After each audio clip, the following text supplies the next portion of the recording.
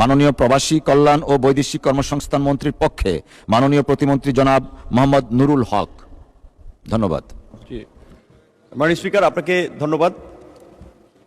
কুড়িগ্রাম 2 মাননীয় সংসদ সদস্য জনাব আতিকুর রহমান মুজাহিদের প্রশ্নের জন্য তাকে ধন্যবাদ জানাচ্ছি এবং তার জ্ঞাতার্থে আমি জানাতে চাই যে শুধুমাত্র কুড়িগ্রাম 2 নয়, বাংলাদেশের তরুণ সমাজের কর্মসংস্থান এবং বিদেশে উল্লেখযোগ্য সংখ্যক কর্মী প্রেরণের লক্ষ্যে প্রবাসী কল্যাণ ও বৈদেশিক কর্মসংস্থান মন্ত্রণালয় বেশ কিছু পদক্ষেপ গ্রহণ করেছে। এটা দীর্ঘ উত্তর, আমি কয়েকটি পয়েন্ট বলে বাকিটা আপনার মাধ্যমে পঠিত বলে গণ্য করার আপনি চাইলে করতে পারেন। আমি জাস্ট হিন্টস দিই, আমি সংক্ষেপে 2-3টি জায়গা। এটা আসলে অনেক বড়, আমার মনে হয় পঠিত বলে গণ্য হলো। ধন্যবাদ। জি, আপনি দয়া করে আমি প্রশ্নটা যেটা বলতে চাই, এই জনগোষ্ঠীকে একটা তারা কাজ করতে আগ্রহী, তাদেরকে কোনো বিশেষ প্যাকেজ করে এই অঞ্চলের মানুষগুলোকে বিদেশে পাঠানোর জন্য কোনো ধরনের পরিকল্পনা পার্টিকুলারলি প্রবাসী কল্যাণ মন্ত্রণালয় আছে কিনা সেটা আমি জানতে চাই। জি, মাননীয় সংসদ সদস্য, আপনাকে ধন্যবাদ। আপনার জ্ঞাতার্থে একটা তথ্য শেয়ার করতে চাই, যেটি হচ্ছে 2025 সালে কুড়িগ্রাম থেকে 5862 জন কর্মী বিদেশ গিয়েছে এবং এটা ঠিক যে উত্তরাঞ্চলে বিদেশ যাওয়ার ক্ষেত্রে একটু পিছিয়ে আছে, শুধুমাত্র বিদেশ যাওয়া না, সামগ্রিক উন্নয়নের ক্ষেত্রে উত্তরাঞ্চল একটু পিছিয়ে আছে। তবে আমরা চেষ্টা করছি যে সামগ্রিকভাবেই বাংলাদেশ থেকে কিভাবে আমাদের যুবক এবং তরুণদের বিদেশে কর্মসংস্থান সৃষ্টি করা যায় সেই লক্ষ্যে বেশ কিছু উল্লেখযোগ্য পদক্ষেপ নিয়েছি, যেটার একটা লিখিত উত্তর ইতিমধ্যেই আপনাদেরকে প্রোভাইড করা হয়েছে। আশা করি আমরা এই সরকার কিছুদিন কাজ করতে পারলে এর একটা দৃশ্যমান অগ্রগতি আপনারা দেখতে পাবেন। ধন্যবাদ। ধন্যবাদ। তারকা চিহ্নিত প্রশ্ন হচ্ছে, প্রবাসী কল্যাণ ও বৈদেশিক কর্মসংস্থান মন্ত্রী মহোদয়, অনুগ্রহ করিয়া বলিবেন কি আমার নির্বাচনী এলাকা 29 গাইবান্ধা 1 সুন্দরগঞ্জ উপজেলার কতজন রেমিটেন্স যোদ্ধা বিদেশে কর্মরত আছেন? দেশের অর্থনীতিকে সচল করিবার জন্য আপনার মন্ত্রণালয়ের অধীনে এই সংখ্যা বৃদ্ধির কোনো পরিকল্পনা আছে কিনা? ধন্যবাদ। মাননীয় স্পিকার, আপনাকে ধন্যবাদ। মাননীয় সংসদ সদস্য জনাব মাজিদুর রহমান গাইবান্ধা 1, তার জ্ঞাতার্থে আমি জানাতে চাই, গাইবান্ধা 1 সুন্দরগঞ্জ উপজেলা থেকে 2004 সাল থেকে এ পর্যন্ত মোট 6218 জন রেমিটেন্স যোদ্ধা বিদেশে কর্মরত আছে। গাইবান্ধা জেলায় 6874 জন। এবং গাইবান্ধার দেশের অর্থনীতি, আমি আগেই বলেছি, দেশের অর্থনীতিতে আমাদের প্রবাসীদের একটা উল্লেখযোগ্য ভূমিকা রয়েছে। দেশের অর্থনীতির পাইপলাইন হিসেবে আমরা এই রেমিটেন্স যোদ্ধাদের অবদানকে সবসময় স্বীকার করে থাকি এবং এটা সরকারের সবসময় একটা অগ্রাধিকার থাকে এই খাতকে প্রসারিত করা এবং দেশের অর্থনীতিতে তাদের ভূমিকাটাকে আরও সক্রিয় করা। সেই লক্ষ্যে আমি পূর্বের প্রশ্নের উত্তরেও বলেছি যে আমাদের সরকারের পক্ষ থেকে ইতিমধ্যেই বেশ কিছু পদক্ষেপ নেওয়া হয়েছে। একই উত্তর এখানেও দীর্ঘ লিপিবদ্ধ আছে, পঠিত বলিয়া গণ্য। মাননীয় মন্ত্রী, পঠিত বলে গণ্য হলো। আমি প্রথমত বলছি যে এই সংখ্যা বৃদ্ধি করা হবে কিনা এবং এই রেমিটেন্স যোদ্ধা তারা তাদের প্রেরিত যে অর্থ তাদের পরিবারের সদস্যরা যখন বিভিন্ন ব্যাংকে যায় সেখানে তারা বিভিন্নভাবে হয়রানির শিকার হয় এবং সেই সাথে আমি জানতে চাই যে এই রেমিটেন্স যোদ্ধাদের জন্য বিশেষ কোনো সুযোগ মন্ত্রণালয় গ্রহণ করবেন কিনা। মাননীয় স্পিকার, আপনার মাধ্যমে আমি মন্ত্রী মহোদয়ের কাছে দৃষ্টি আকর্ষণ করছি, আমি সেটা জানতে চাই। ধন্যবাদ। মাননীয় স্পিকার, আপনাকে ধন্যবাদ। মাননীয় সংসদ সদস্যকে আমি জানাতে চাই আপনার মাধ্যমে যে বর্তমান সরকারের কর্মপরিকল্পনা এবং নির্বাচনী ইশতেহার অনুযায়ী আগামী 5 বছরে 1 কোটি বৈদেশিক কর্মসংস্থান সৃষ্টির আমাদের একটা পরিকল্পনা রয়েছে। তারই অংশ হিসেবে সরকার, আপনি জানেন যে 180 দিনের একটা রোডম্যাপ, 6 মাসের একটা পরিকল্পনা এবং পর্যায়ক্রমে যেটা 5 বছরে আমাদের বাস্তবায়নের টার্গেট রয়েছে। কিন্তু দুঃখজনক যে আমরা সরকার দায়িত্ব নেওয়ার পরই আমরা ইরান, ইসরায়েল, যুক্তরাষ্ট্রের একটা যুদ্ধের মধ্যে পড়ে গেছি, যার ফলে আমাদের দেশের যে শ্রমবাজারে একটি বড় জায়গা ছিল মধ্যপ্রাচ্য, সেই জায়গাটি আমাদের জন্য সংকুচিত হয়ে যাচ্ছে। একই দিকে আবার আমাদের একটা বড় দ্বিতীয় শ্রম খাত হিসেবে মালয়েশিয়া আমাদের কাছে খুব গুরুত্বপূর্ণ, সেই বাজারটি দীর্ঘদিন বন্ধ ছিল। কিছুদিন আগে আমাদের মাননীয় মন্ত্রী এবং মাননীয় প্রধানমন্ত্রীর উপদেষ্টা সফর করে মালয়েশিয়া সরকারের সাথে একটা ভালো ফলপ্রসূ আলাপ আলোচনা করেছেন যে আশা করি এই বাজারটি খুব শীঘ্রই খুলে যাবে। একই সাথে থাইল্যান্ডেও আমাদের একটা ভালো সম্ভাবনা, কম্বোডিয়াতেও আমরা কাজ করতেছি। এই সরকার দায়িত্ব নেওয়ার পরে আমরা বেশ কিছু উল্লেখযোগ্য পদক্ষেপ নিয়েছি, আশা করি তার সুফল আমরা অন্তত 6 মাসের মধ্যে হয়তো একটু দৃশ্যমান করতে পারবো। আপনাকে ধন্যবাদ মাননীয় স্পিকার। ধন্যবাদ মাননীয় প্রতিমন্ত্রী। মাননীয় স্পিকার, আপনাকে ধন্যবাদ। আমি নুরুল ইসলাম বুলবুল, চাঁপাইনবাবগঞ্জ 3, প্রবাসী কল্যাণ ও বৈদেশিক কর্মসংস্থান মন্ত্রী মহোদয়, অনুগ্রহ করিয়া বলিবেন কি চাঁপাইনবাবগঞ্জ জেলা হইতে উল্লেখযোগ্য পরিমাণ প্রবাসী বয়েসেলের মাধ্যমে দক্ষিণ কোরিয়ায় গমন করেন। বর্তমানে ভিসা জটিলতার কারণে অনেক উত্তীর্ণ প্রার্থীর দক্ষিণ কোরিয়া যাত্রা আটকে আছে এবং ভিসা না আসিবার কারণে অনেকের ভেস্টিং বাতিল হয়ে যাইতেছে। ভিসা জটিলতা নিরসনে চাঁপাইনবাবগঞ্জ সহ সারা দেশের বিষয়ে সরকার কোনো পদক্ষেপ গ্রহণ করিবেন কিনা? মাননীয় স্পিকার, আপনাকে ধন্যবাদ। মাননীয় স্পিকার, আপনাকে ধন্যবাদ। মাননীয় সংসদ সদস্যের জ্ঞাতার্থে আমি জানাতে চাই কোরিয়ান ভাষা, দক্ষতা এবং শারীরিক সক্ষমতা বিবেচনায় দক্ষিণ কোরিয়া সরকারের পক্ষে human resource development service of Korea HRD Korea যোগ্য প্রার্থীর নাম চাকরির তালিকাভুক্ত করে থাকে। এই তালিকা থেকে শ্রম ও কর্মসংস্থান মন্ত্রণালয়ের অধীনস্থ জব সেন্টার দৈব চয়ন পদ্ধতিতে 1:3 অনুপাতে কোরিয়ান নিয়োগকর্তা একজন কর্মী নির্বাচন করে থাকে। 2 বছরের মধ্যে কোনো প্রার্থীর চাকরি না হলে তার নাম রোস্টার থেকে স্বয়ংক্রিয়ভাবে বাতিল হয়ে যায়। এই প্রক্রিয়া শুধু বাংলাদেশের জন্য প্রযোজ্য নয়, একই নিয়মে বিশ্বের আরও 16টি দেশ প্রতিযোগিতা করছে। তবে বাংলাদেশি চাকরির হার বৃদ্ধির লক্ষ্যে কোরিয়ার শ্রমবাজার সম্প্রসারের জন্য নিম্নলিখিত পদক্ষেপ গ্রহণ করা হয়েছে। মাননীয় প্রতিমন্ত্রী পঠিত বলে গণ্য হলো। জি, ধন্যবাদ মাননীয় স্পিকার। মাননীয় সদস্য, আপনি একটা সম্পর্ক প্রশ্ন করতে পারেন দয়া করে। ধন্যবাদ। মাননীয় স্পিকার, প্রশ্নের উত্তরটি লম্বা ছিল না, পড়লে সারা দেশে কোরিয়া গমনিচ্ছু যারা তারা উপকৃত হতো, খুশি হতেন তারা।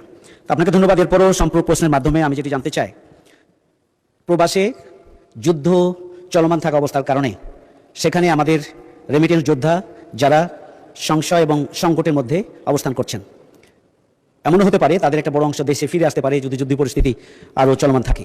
এই পরিস্থিতিতে আমাদের প্রবাসী কল্যাণ ও বৈদেশিক কর্মসংস্থান মন্ত্রণালয়ের পক্ষ থেকে আমাদের বিদেশে অবস্থানরত রেমিটেন্স যোদ্ধাদের ব্যাপারে কোনো বিশেষ পদক্ষেপ গ্রহণ করা হয়েছে কিনা? মাননীয় স্পিকার, আপনাকে ধন্যবাদ। মাননীয় স্পিকার, আপনাকে ধন্যবাদ। ইতিমধ্যেই মিডল ইস্টের বেশ কয়েকটি দেশ যারা এই সংঘাতের কারণে আমাদের কর্মীরা যারা যেতে পারে নাই, সে সমস্ত দেশের সাথে আমাদের পররাষ্ট্র মন্ত্রণালয়ের মাধ্যমে যোগাযোগ করে তাদের ভিসার মেয়াদ বৃদ্ধি করা হয়েছে। বাংলাদেশ সরকারের পক্ষ থেকে মাননীয় প্রধানমন্ত্রীর উপদেষ্টা এবং অন্যান্য দেশে আমাদের দূতাবাসের জায়গা থেকেও সংহতি সমবেদনা জানানো হয়েছে সংশ্লিষ্ট দেশকে। তারাও আমাদের প্রতি খুবই ইতিবাচক। আশা করছি যে যুদ্ধের ফলে যদি কোনো একটা শূন্যতা সৃষ্টি হয়, আবার একই দিকে একটা সম্ভাবনাও তৈরি হবে সেগুলো পুনর্গঠন করার জন্য। সেক্ষেত্রে বাংলাদেশ বরাবরই মধ্যপ্রাচ্যের শ্রমবাজারে একটা ভালো অবস্থানে আছে। দ্বিতীয়ত, আমাদের বিভিন্ন দেশ থেকে যারা ফিরে আসে, যারা 6 মাসের মধ্যে কোনো কারণে কাজ না পেয়ে কিংবা প্রতারিত হয়ে যারা ফিরে আসে, তাদেরকে আমরা একটা প্রশিক্ষণ, ট্রেনিং এবং কিছু প্রণোদনা দিয়ে তাদের পুনর্বাসনের একটা ব্যবস্থা করে থাকি। লং টার্মে যারা 2-3 বছর কিংবা এর অধিক সময় ওখানে কর্মরত থাকার পরে দেশে ফিরে আসে অসুস্থতা কিংবা নানান ধরনের সংকট, সেক্ষেত্রে তাদের যে ইন্স্যুরেন্স সুবিধা রয়েছে এবং মন্ত্রণালয়ের পক্ষ থেকেও তাদেরকে নানানবিধ সুবিধা দিয়ে থাকে। এবং ওই সমস্ত দেশের অর্জিত জ্ঞান, তাদের অভিজ্ঞতাকে কাজে লাগানোর জন্য আমাদের এখানে একটি প্রকল্প আছে, সেটার মেয়াদ এই বছর শেষ হতে যাচ্ছে। সেটা আমরা আরও বৃদ্ধি করার চেষ্টা করছি এবং আমাদের মন্ত্রণালয়ের পক্ষ থেকে আমরা দায়িত্ব নেওয়ার পরে আমরা একটা নতুন প্রকল্প নিচ্ছি, যেখানে আমাদের বিদেশ ফেরত, সেটা একটা দুর্ঘটনার কারণে হোক কিংবা ন্যাচারাল কারণে হোক, যে যারা দেশে আসবে তাদের এই দক্ষতা এবং জ্ঞানকে কাজে লাগিয়ে আমাদের বিশেষ করে ট্রেনিং সেন্টারগুলো, আমাদের মন্ত্রণালয়ের অধীনে প্রায় 110টি টেকনিক্যাল ট্রেনিং সেন্টার বা TTC আছে। এই ট্রেনিং সেন্টারে তাদের একটা কর্মসংস্থান ব্যবস্থা করে তাদের অর্জিত জ্ঞানের মাধ্যমে অন্যদেরকেও সক্ষম করে তোলা। এছাড়া আরও কিছু কাজে তাদেরকে এনগেজ করার আমাদের সাথে ILO, IOM তারাও সহযোগিতা করতেছে। আমরা কিছু প্রজেক্ট নিচ্ছি। ধন্যবাদ মাননীয় স্পিকার। আমার তারপর চিহ্নিত 585 প্রশ্ন হচ্ছে, প্রবাসী কল্যাণ ও বৈদেশিক কর্মসংস্থান মন্ত্রী মহোদয় অনুগ্রহ করে বলবেন কি বৃহত্তর নোয়াখালী অঞ্চলের প্রবাসগামী বিপুল জনগণকে কর্মদক্ষ ও দক্ষ মানব সম্পদে পরিণত করবার লক্ষ্যে সরকার কোনো প্রশিক্ষণ বা দক্ষতামূলক প্রকল্প গ্রহণ করছেন কিনা? ধন্যবাদ মাননীয় স্পিকার। মাননীয় স্পিকার, আপনাকে ধন্যবাদ। মাননীয় সংসদ সদস্যের অবগতির জন্য জানাচ্ছি, বৃহত্তর নোয়াখালী অঞ্চলের প্রবাসগামী বিপুল জনগোষ্ঠীকে কর্মক্ষম ও দক্ষ মানব সম্পদে পরিণত করার লক্ষ্যে সরকার প্রশিক্ষণ ও দক্ষতামূলক কর্মসূচি প্রকল্প গ্রহণ করেছে। বর্তমান নোয়াখালী জেলার বেগমগঞ্জ উপজেলার গাবুয়া নামক স্থানে নোয়াখালী কারিগরি প্রশিক্ষণ কেন্দ্র রয়েছে। সেখানে 11টি ট্রেডে প্রশিক্ষণ কার্যক্রম চালু রয়েছে। এছাড়া কারিগরি প্রশিক্ষণ কেন্দ্র নির্মাণের ধারাবাহিকতায় চলমান 50টি উপজেলায় 50টি কারিগরি প্রশিক্ষণ কেন্দ্র স্থাপন শীর্ষক প্রকল্পে নোয়াখালী জেলার কোম্পানীগঞ্জ হাতিয়া উপজেলায় মোট 2টি কারিগরি প্রশিক্ষণ কেন্দ্র স্থাপন কার্যক্রম চলমান রয়েছে। এছাড়া পর্যায়ক্রমে অন্যান্য উপজেলাগুলোতেও প্রশিক্ষণ কেন্দ্র এবং দক্ষতা উন্নয়নের লক্ষ্যে কারিগরি প্রশিক্ষণ কেন্দ্র স্থাপন করা হবে। ধন্যবাদ মাননীয় স্পিকার। ধন্যবাদ মাননীয় প্রতিমন্ত্রী। মাননীয় সদস্য, আপনি একটি সম্পূর্ণ প্রশ্ন করতে পারেন। ধন্যবাদ মাননীয় স্পিকার। আমার সম্পর্কে প্রশ্ন হচ্ছে যে, নোয়াখালীর আমার এলাকাতে উনি জবাবে বলছেন যে কোম্পানীগঞ্জে উনি একটা প্রশিক্ষণ কেন্দ্র চালু করার পরিকল্পনা করেছেন, কিন্তু আমার এলাকাতে 2টা উপজেলা এবং একটা উপজেলা আংশিক।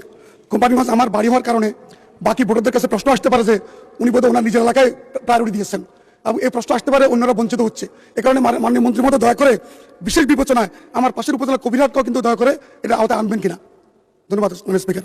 মাননীয় স্পিকার, আপনাকে ধন্যবাদ। মাননীয় সংসদ সদস্য যেহেতু বলেছেন তার 2টো উপজেলার একটিতে অনগোয়িং একটা প্রকল্প আছে, তিনি কবিরহাটের জন্য একটি চেয়েছিলেন। স্বাভাবিকভাবে নোয়াখালী চট্টগ্রাম, কুমিল্লা, শরীয়তপুর, মাদারীপুর এই অঞ্চলগুলো থেকে অনেক প্রবাসী দেশের বাইরে যায়, যেহেতু তাদের কন্ট্রিবিউশন আছে দেশের ইকোনমিতে, তাদের জন্য একটা প্রকল্প আছে, আর একটা উপজেলা একটা প্রশিক্ষণ কেন্দ্র চালু করা যেতে পারে। মাননীয় সংসদ সদস্য যদি আমাদেরকে একটি ডিউ লেটার কিংবা চিঠি দিয়ে একটা জায়গাও নির্বাচন করে জানান, তাহলে আমরা বিবেচনা করতে পারি। ধন্যবাদ মাননীয় স্পিকার।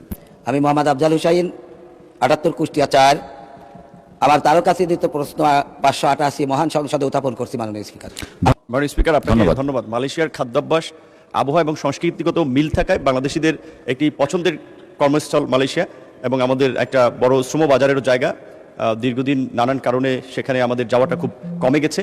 বলা চলে যে মোটা দাগে যে সমস্ত প্রতিষ্ঠানগুলো আমাদের কর্মীদেরকে নিত, কিছু জটিলতার কারণে সেটি বন্ধ আছে। গত এই মাসের, বিশেষ করে আমাদের সরকার দায়িত্ব নেওয়ার পর মাননীয় প্রধানমন্ত্রীর নির্দেশনায় 8 থেকে 11 এপ্রিল এই মন্ত্রণালয়ের দায়িত্বপ্রাপ্ত মাননীয় মন্ত্রী এবং মাননীয় প্রধানমন্ত্রীর উপদেষ্টা তারা মালয়েশিয়া সফর করেছেন। সেখানে মালয়েশিয়ান কর্তৃপক্ষের সাথে একটি ইতিবাচক আলাপ আলোচনা হয়েছে এবং তারা আশ্বস্ত করেছেন যে খুব দ্রুতই বাংলাদেশিদের জন্য মালয়েশিয়া যাওয়ার পথটি খুলে দেবেন। আশা করি এটি খুব দ্রুতই একটা ফলাফল আমরা পাবো, কিন্তু ওইভাবে নির্দিষ্টভাবে তো দিন তারিখ, যেহেতু এটা তাদের উপরে নির্ভর করে, আমাদের এদিক থেকে আমরা প্রস্তুত, আমাদের প্রশিক্ষণ, আমাদের লোকবল রেডি, আমাদের যে অন্যান্য কাজ সেগুলো আমাদের সম্পন্ন। এখন ওখান থেকে সিগন্যাল পেলেই আনুষ্ঠানিকভাবে আমাদের দেশ থেকে প্রবাসী কর্মী যাওয়া শুরু হবে। মাননীয় স্পিকার, আপনাকে ধন্যবাদ। আমাদের দেশের বিভিন্ন এজেন্সি এবং ভুয়া এজেন্সি অথবা অনেক প্রতারকের খপ্পরে পড়ে এদেশের বিদেশগামী অনেক নিরীহ মানুষ প্রতারণার শিকার হচ্ছে। এই প্রতারকদের বিরুদ্ধে ব্যবস্থা গ্রহণের কোনো সুযোগ আছে কিনা আমি মাননীয় মন্ত্রী মহোদয়ের নিকট জানতে চাই। জি, মাননীয় স্পিকার, আপনাকে ধন্যবাদ। মাননীয় সদস্যের জ্ঞাতার্থে আমি জানাতে চাই যে আমাদের মন্ত্রণালয় থেকে খুব কঠিন ব্যবস্থার বিধান আছে যে যারা প্রতারণা করে থাকে। আমাদের 1 নম্বর হচ্ছে যে একটা কাজের কথা বলে কিন্তু দেখা যায় অন্য কাজে দেয়, তারপরে দেখা যায় কাজ পায় না। এখন আমাদের মন্ত্রণালয়ে সুনির্দিষ্টভাবে অভিযোগ করতে হবে। যদি লিখিত অভিযোগ যারাই করে, প্রত্যেকটি অভিযোগ আমরা সংশ্লিষ্ট কর্মকর্তা, সচিব এবং আমাদের লেভেলেও আমরা এটা নিষ্পত্তি করে থাকি, এবং সবচেয়ে কঠোর ব্যবস্থা হচ্ছে যে যদি প্রমাণিত হয় যে প্রতারণা করেছে কোনো এজেন্সি বা সাব এজেন্ট, তাহলে কিন্তু তাদের লাইসেন্স বাতিল করার বিধান আছে। এবং কিছুদিন আগে মাননীয় প্রধানমন্ত্রীর নির্দেশনায় আমরা একটা সিদ্ধান্ত নিয়েছি, যেটা আমাদের বিদেশি নিয়োগকর্তারা অনেক ক্ষেত্রে বলে থাকেন যে তোমাদের এত এজেন্সি 3000, আমরা কোনটা ভালো মন্দ যাচাই বাছাই করবো? এটা তো আমাদের পক্ষে সম্ভব না। আমাদের মন্ত্রণালয়ের বিধিতে আছে, আইনে আছে যে গ্রেডিং সিস্টেম করা, যাদের রেপুটেশন ভালো, লোক পাঠানোর কিংবা ডিমান্ড লেটার আনার ক্ষেত্রে যাদের কর্মীরা খুব ভালো বেতন সুযোগ সুবিধা আছে, সেই সমস্ত প্রতিষ্ঠানগুলোকে গ্রেডিং করা। তো যদি গ্রেডিং করা হয় তাহলে আরও এটা পরিষ্কার হয়ে যাবে যে কোন কোন প্রতিষ্ঠানগুলো ভালো, কোন কোনগুলো মন্দ। আর এখন থেকেও যদি যে কোনো বিষয়ে যদি লিখিত অভিযোগ করা হয় তাহলে আমরা ব্যবস্থা নিই, কিন্তু দুঃখজনক হচ্ছে খুব কম আমরা লিখিত অভিযোগ পাই। মৌখিকভাবে অনেকে ধরেন ফোনে বলে কিংবা একজনে বলে যে, কিন্তু সেটা লিখিতভাবে দিতে চায় না। লিখিত ডকুমেন্টস ছাড়া তো আমরা ব্যবস্থা নিতে পারি না। ধন্যবাদ মাননীয় স্পিকার। আমার তারকা চিহ্নিত প্রশ্ন 589 সংসদে উত্থাপিত হলো। স্পিকার, আপনাকে ধন্যবাদ। মাননীয় সংসদ সদস্যের জ্ঞাতার্থে আমি জানাতে চাই, মাদারীপুর জেলা সদরে মাদারীপুর কারিগরি প্রশিক্ষণ কেন্দ্র নামে একটি প্রশিক্ষণ কেন্দ্র রয়েছে। সেখানে বিদেশগামী কর্মীদের প্রশিক্ষণ কার্যক্রম চলমান রয়েছে। 2 নম্বরে কারিগরি প্রশিক্ষণ কেন্দ্র নির্মাণের ধারাবাহিকতায় চলমান 50টি উপজেলায় 50টি কারিগরি প্রশিক্ষণ কেন্দ্র স্থাপনের প্রকল্পের আওতায় মাদারীপুর জেলার শিবচরে একটি প্রশিক্ষণ কেন্দ্র নির্মাণ করা হবে। উপজেলা পর্যায়ে 50টি কারিগরি প্রশিক্ষণ কেন্দ্র স্থাপন শীর্ষক 2য় পর্বের প্রস্তাবিত প্রকল্পে মাননীয় সংসদ সদস্যের নির্বাচনী এলাকা মাদারীপুর 3-এ একটি কারিগরি প্রশিক্ষণ কেন্দ্র নির্মাণ অন্তর্ভুক্ত করা হয়েছে। মাননীয় স্পিকার, আপনাকে ধন্যবাদ।